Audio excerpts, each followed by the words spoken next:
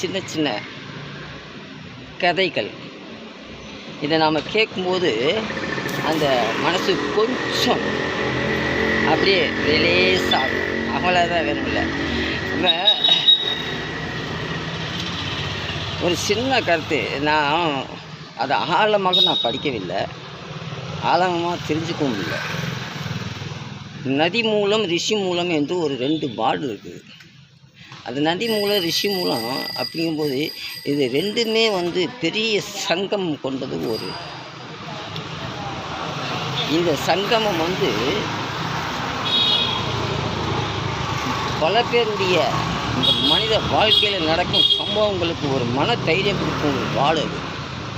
அந்த மன தைரியத்தினால மனிதன் வாழும் ஒரு கடமைக்குள்ளே அடைக்கப்படுகிறான்.